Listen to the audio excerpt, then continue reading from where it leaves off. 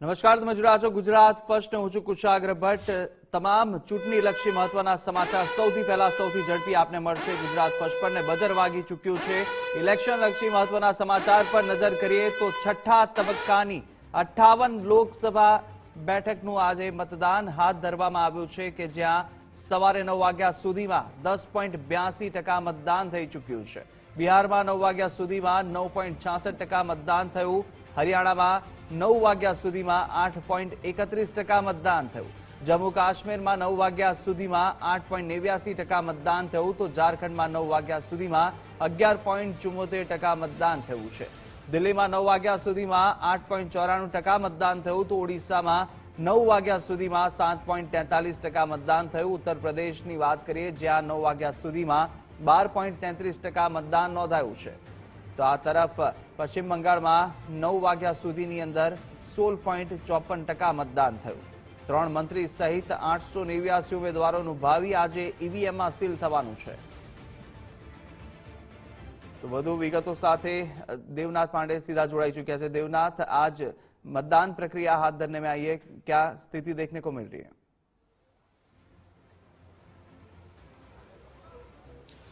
देखिए कुशाग्र, बिल्कुल छठे चरण का जो मतदान है वो उसकी प्रक्रिया चल रही है।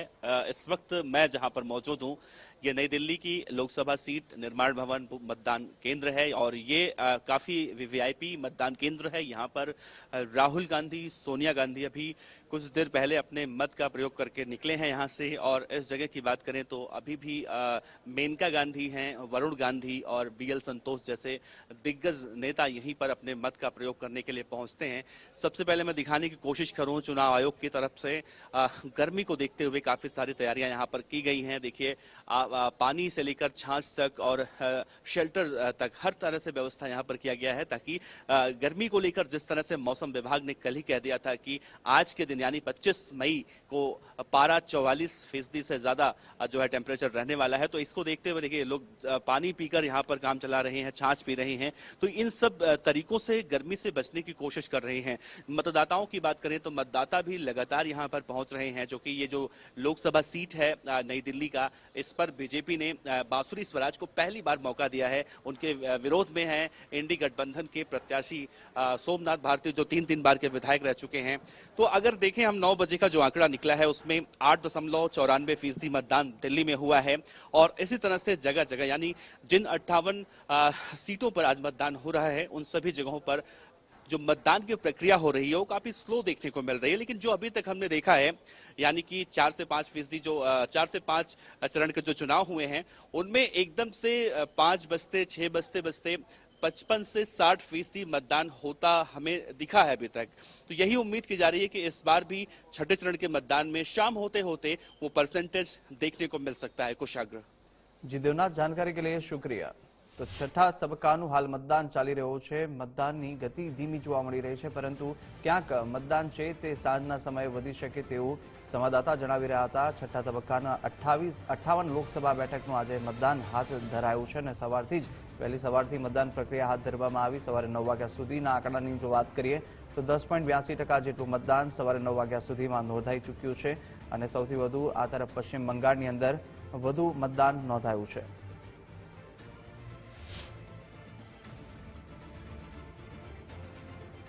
તો આજે દિલ્હી, ઉત્તર પ્રદેશ, બિહાર, પશ્ચિમ બંગાળ, ઓડિશા અને ઝારખંડની અંદર અને સાથે જ હરિયાણામાં છઠ્ઠા તબક્કાનું મતદાન પ્રક્રિયા હાથ ધરવામાં આવી છે. દિલ્હીમાં 7 બેઠક, ઝારખંડમાં 4 બેઠક, હરિયાણામાં 10 બેઠક, ઉત્તર પ્રદેશમાં 14, તો બિહારમાં 8, પશ્ચિમ બંગાળમાં 8 અને ઓડિશાની અંદર 6 બેઠક પર મતદાનની પ્રક્રિયા હાથ ધરવામાં આવી છે. કુલ 58 બેઠક લોકસભાની બેઠક છે કે જેની પર મતદાનની પ્રક્રિયા આજે હાથ ધરાઈ છે.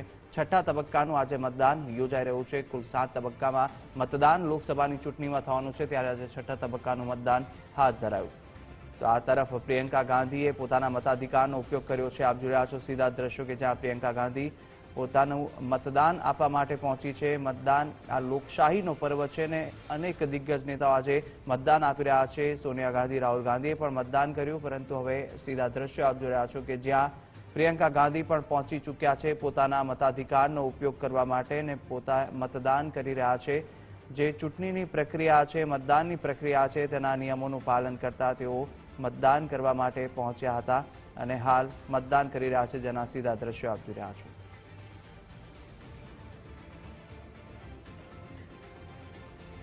તો આ તરફ સોનિયા ગાંધીએ પણ પોતાના મતાધિકારનો આજે વહેલી સવારે જ તેઓ મતદાન કરવા માટે પહોંચ્યા હતા. તેમની સાથે રાહુલ ગાંધી પણ મતદાન કરવા માટે પહોંચ્યા હતા. પોતાના મતદાન કેન્દ્ર પર જઈ અને મતદાન કર્યું છે. સોનિયા ગાંધી, રાહુલ ગાંધીએ મતદાન કર્યું અને હવે પ્રિયંકા ગાંધી છે કે પોતાના મતાધિકારનો ઉપયોગ કરી રહ્યા છે. તો સૌપ્રથમ સોનિયા ગાંધી અને રાહુલ ગાંધી એક સાથે જોવા મળ્યા હતા કે જ્યાં પોતે પોતાના મતદાન કેન્દ્ર પર મતદાન કરવા માટે પહોંચ્યા હતા અને ત્યારબાદ હવે પ્રિયંકા ગાંધી છે કે પોતાના મતાધિકારનો ઉપયોગ કરી રહ્યા છે. મતદાન કેન્દ્ર પર જઈ અને મતદાનની જે પ્રક્રિયા છે તે પ્રક્રિયા પૂર્ણ કરીને હવે તેઓ મતદાન કરશે, પોતાના મતાધિકારનો ઉપયોગ કરશે. તો છઠ્ઠા તબક્કાની આજે ચૂંટણી યોજાઈ રહી છે અને દિલ્હી ખાતે પણ આજે જે દિલ્હીમાં ચૂંટણી યોજાઈ રહી છે અને તેની અંદર અનેક દિગ્ગજ નેતાઓ પણ પોતાના મતાધિકારનો ઉપયોગ કરી રહ્યા છે. તો આ તરફ રાહુલ ગાંધી અને સોનિયા ગાંધીએ વહેલી સવારે આવી અને પોતાના મતાધિકારનો ઉપયોગ કર્યો હતો, પોતાને મતદાન કર્યું હતું અને હવે પ્રિયંકા ગાંધી છે કે જે પોતાના મતાધિકારનો ઉપયોગ કરી રહ્યા છે. સીધા દ્રશ્યો આપ જોઈ રહ્યા છો ટીવી સ્ક્રીન પર કે જ્યાં પ્રિયંકા ગાંધી પહોંચી ચૂક્યા છે અને હવે તેઓ મતદાન કરવાના છે, પોતાના મતાધિકારનો ઉપયોગ કરશે. આવા અનેક દિગ્ગજ નેતાઓ છે કે જેઓ મતદાન કરી રહ્યા છે.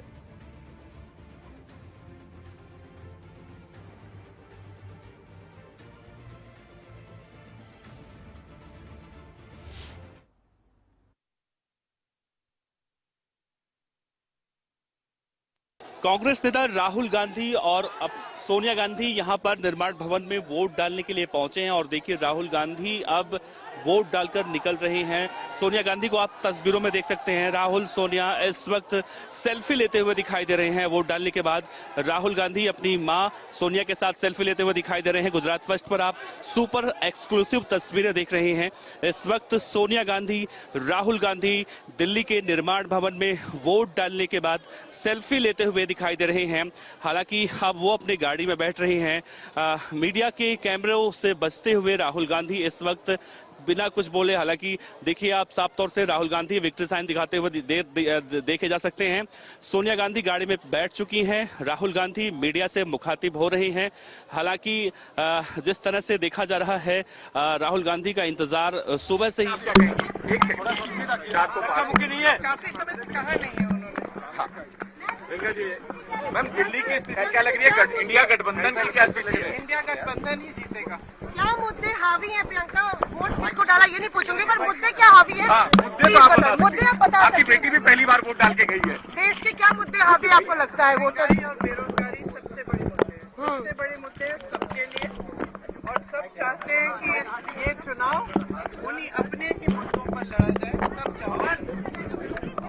आम आदमी पार्टी ने आरोप लगाया है कि जहाँ पे इंडिया ब्लॉक के ज्यादा वोट है वहाँ पे वोटिंग. आम आदमी पार्टी भी कह रही है राहुल जी इस बार झाड़ू का बटन दबाएंगे और केजरीवाल जो है हाथ का, ये है इंडिया गठबंधन. तो यही तो होता है. यही तो होता है. हम अपने सारे गिले शिकवे एक साइड करके हम अपने संविधान के लिए, अपने लोकतंत्र के लिए हम अपना वोट दे रहे हैं और मुझे इस बात पर गर्व है. मुझे इस बात पर गर्व है. प्रियंका गांधी ने चले रास्ता बनाइए.